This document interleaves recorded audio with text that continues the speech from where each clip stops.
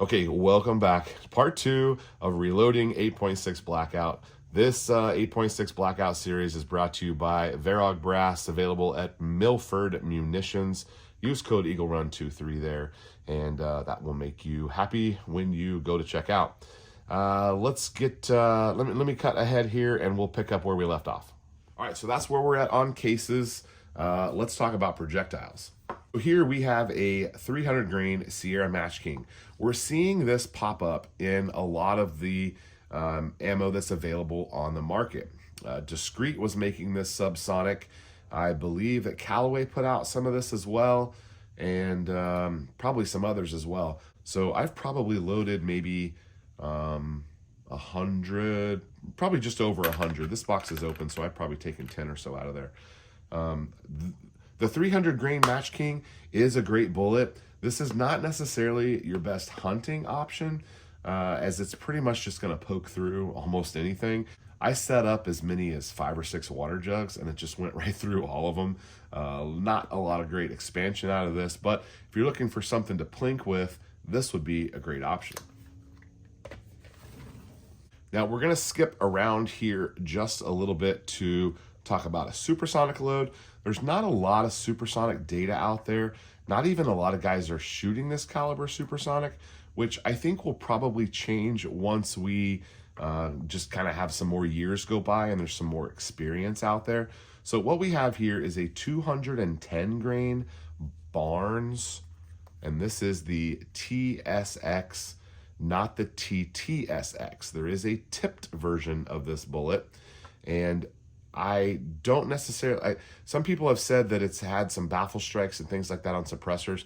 I recommend that you stay with the TSX, although this bullet is incredibly hard to find because a lot of manufacturers have bought this stuff up and there's not much available for us as reloaders on the market. But the 210 Barnes is a great option for supersonic hunting or even plinking. There's nothing wrong with this. This is a hunting bullet. Nothing wrong with this being a supersonic plinker or a supersonic hunter. These will open up and they can handle the heavy, fast twist that you see in the 8.6 Blackout.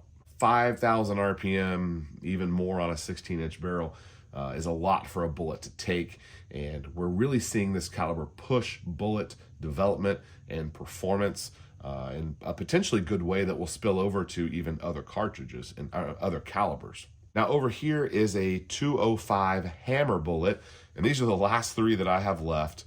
But this 205 hammer, the reason I saved these 3, from an accuracy perspective, these were my best shot. We were definitely sub MOA with those at 100 yards.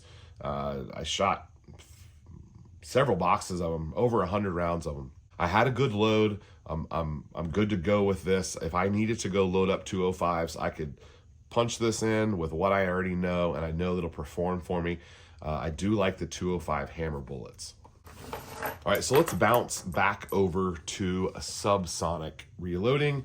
These are the, I would say, now famous 350 grain Maker bullets. These are made by Paul at Maker Bullets, and they are being purchased by ammo manufacturers as well as us as reloaders.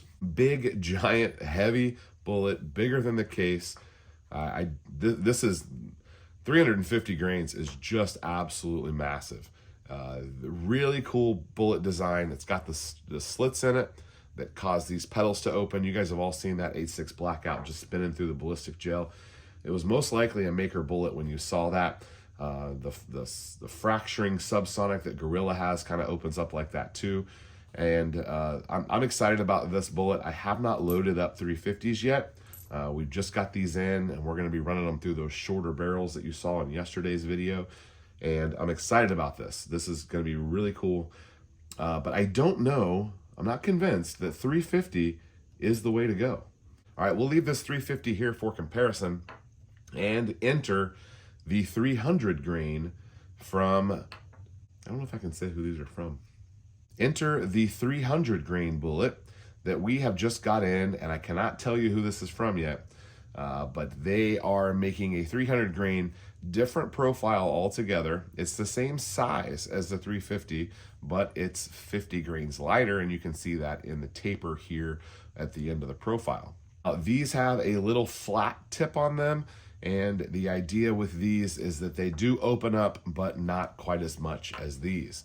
Now, the 300 grainers, like we saw in the Sierra Match Kings, and this one, I would suspect that these are probably going to be pretty good on penetration as well. Not necessarily opening up as much, but if you're big game hunting, this could be a subsonic big game hunter potential with the 300 grain. So I have a couple hundred of these to test with, and we're gonna get them loaded up this week or next and see how they do.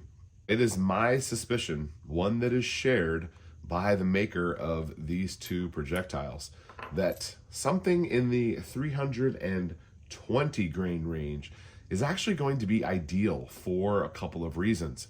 One, the forgivability and the powder and the loading. 350 versus 300, something in the middle might be a little bit easier for us to do. Also, the bullet design that you have in this weight is also a little bit more. You're able to remove some material down the middle like we have here, and we're not able to see down in here, but this actually is not just drilled out from what I understand, and I can't see down in there, and I don't think you can either, but this is an open tip, and it's pretty wicked inside here. From what I'm told, inside here is actually a cavity that will allow this bullet to do some unique things over the more solid and over the fracturing style that we have here. So this one's going to open up for us. I don't know how I'm going to test that. I guess I need to maybe get some ballistics gel.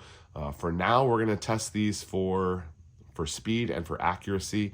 Make sure they go where we want them to, and then maybe we need to get some out. Maybe we need to get out some ballistics gel and see what they're capable of. I do like the idea that we're taking up some of that case space by having a longer projectile. I'm going to add back in over here the 300 grain Match King, and you can see it's carrying its weight through the middle and up here, and it's completely short on the bottom, which I think is interesting. All right, let me show you a couple of other options that we have here. Now, this is a 185 grain from Hornady. Now, this is the CX bullet, which is their monolithic copper, and it does have that tip that you can see goes down inside and is designed to help open that guy up. You can see here that it's quite a bit shorter yet than anything else on the table. And my concerns with this, I probably will test it, but my concerns are case capacity. We're gonna have a lot of empty space in there, and that could potentially be problematic. And this is definitely going to have to be a supersonic round. So again, different pressures and things like that. So we're gonna have to play with this and see what we've done. If you've done a CX bullet, they're available in a couple of different weights. Here's a 225. The 225 is pretty much the same, just a little bit bigger. That'll probably have to be supersonic, and it'll be interesting to see what we're able to do with that. But I do have those options here for us to show you and to try out. When I was unable to get in the 210 Barnes, I went ahead and picked up the 225 Barnes. So here's another 225, which I do feel like 225 is too big. Too big for supersonic and probably not big enough for subsonic. We can see how it falls in here as well.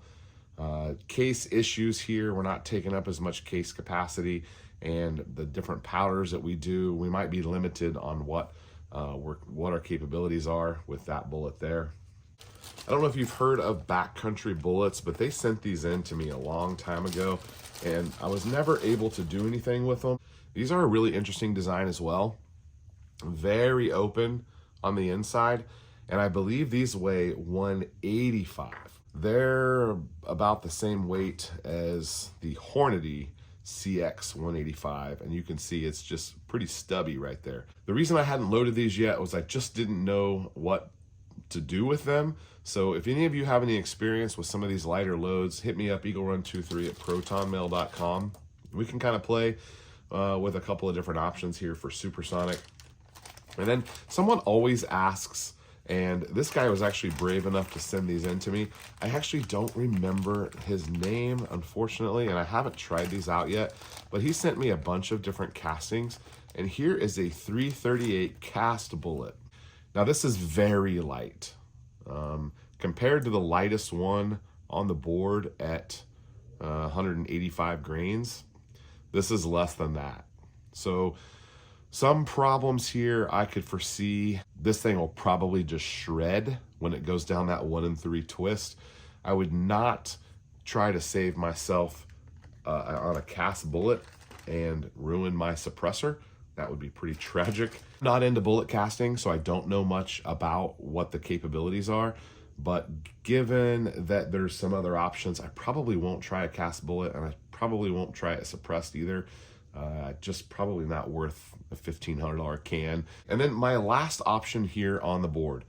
This is a 210 grain, and it's got a pretty flat point on it. And this is from the same maker as these bullets right here on the end. And if you've had an Aiken Arms product, you've probably already shot these bullets. These are the bullets that Aiken Arms is using in their 300 grain. And do they have a Supersonic too? I think these might be the same ones in the Supersonic, the 210 that they have. Sometimes those are out of stock, so they might not be on the website. I got quite a few of the 300 grain versions, which is probably one like this one right here. And I have several hundred of these because I think these are going to be the winner for Supersonic. It's basically a copy of my 210 Barnes that I think does really well for me. I'm going to do some testing with them coming up soon, and we'll see for accuracy how they do. It would be, in my opinion, it could be a good choice to shoot a Supersonic 8.6 Blackout for deer hunting or even something a little bit larger.